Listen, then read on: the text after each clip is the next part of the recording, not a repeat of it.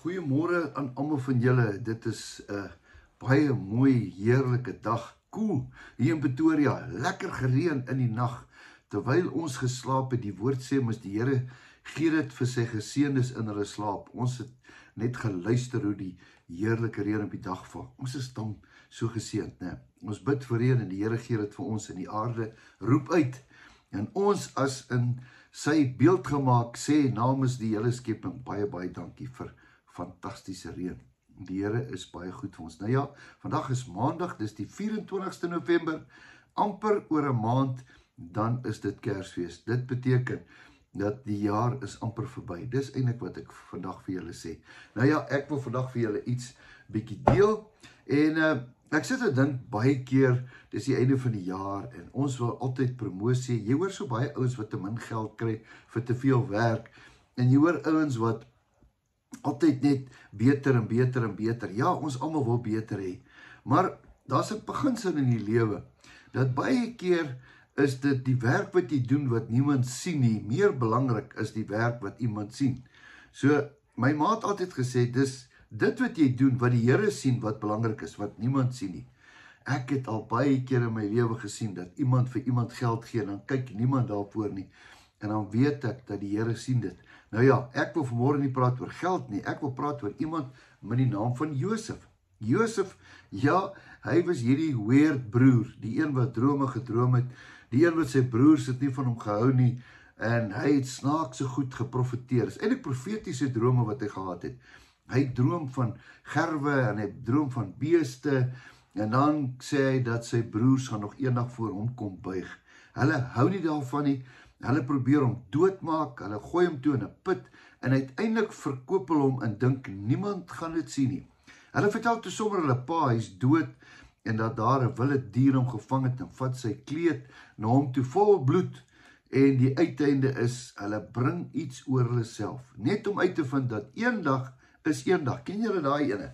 Eendag is eendag, dan kom dit uit. Maar intussen, wat het met hierdie broer gebeur, terwyl hy nou weggegooi was? Hy was weggegooi, hy's verkoop inteendeel, hulle het 'n paar rand vir hom gekry, en daar gaan hy na Potifar se plek toe, in 'n vreemde land, in Egipte, uit die land van melk en honing af na Egipte toe, die land wat God gegee het, dit is die land waar hy gebly het, dan word hy verkoop, en dan sit hy daar, en uiteindelik, jy het gesien, van die eerste dag of doen hy goeie goed, en dan verlei die koningin hom, of die Potifar se vrou hom, en uiteindelik is hy in die tronk. Hier sit hy. Ek wonder, wat sou 'n Afrikaner gesê het, of 'n Suid-Afrikaner gesê het, as hy nou daar in die tronk was? What did I do to deserve this? Here, ek het net goed gedoen, ek het net 'n droom gedroom, hier eindig ek in die tronk. Maar die Here hoor sy gebede in die tronk. Hier's 'n baie belangrike ding, en hy vat hom uit die tronk uit, né? Uit die put uit, vat hy hom tot die palace, soos hulle sê, né? Hoekom? Want daar's iets binne in hom wat die duiwel nie kon steel nie. Dis sy integriteit. Dit is sy hart, dis wie hy is. Hulle kan jou in 'n tronk sit, maar dis nie te sê dis wie hy is nie. As jy in die tronk is en jy weet wie jy is, dan maak dit nie saak nie. Dan word jy nader aan sommer die baas van die tronk ook. Maar hier kom 'n baie belangrike ding, ek wil dit vir jou lees, vir julle ouens.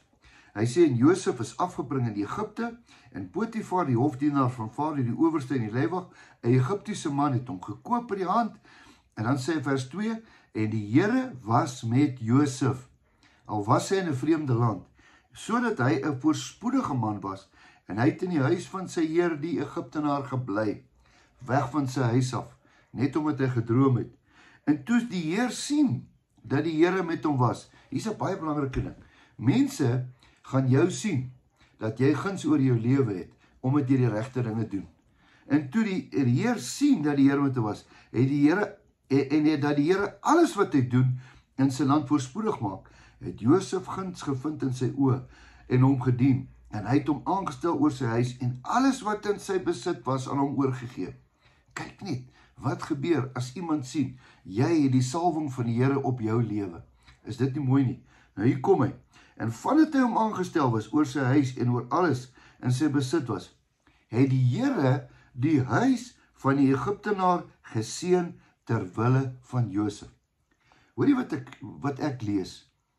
Ek hoor dat hier kom 'n vreemde ou in 'n land aan, en die Here seën die koning se huis, omdat hierdie ou opgedaag het. Inteendeel, daai land is 'n goddelose land.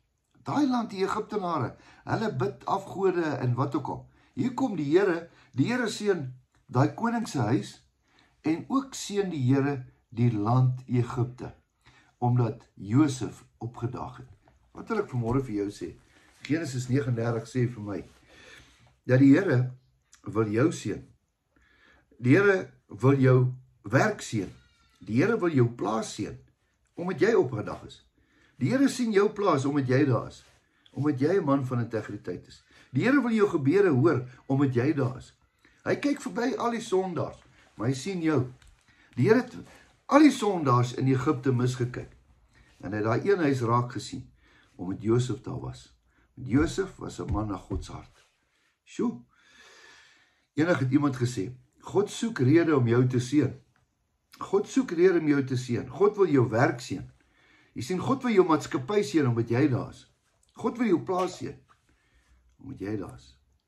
God wil Suid-Afrika seën, omdat ons hier is. Nou ja, laat dit begin by my, laat dit begin by jou. Vanmôre kan ons net kom en sê, Here, hier is ons, vergewe ons. Kom ons begin van vooraf.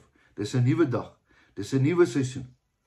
Ons het so baie om voor dankbaar te wees. Kom ons bid saam. Here, baie dankie vir hierdie mooi dag. Dankie vir heerlike reën. Ons bid vir die plekke wat nog nie reën geval het nie.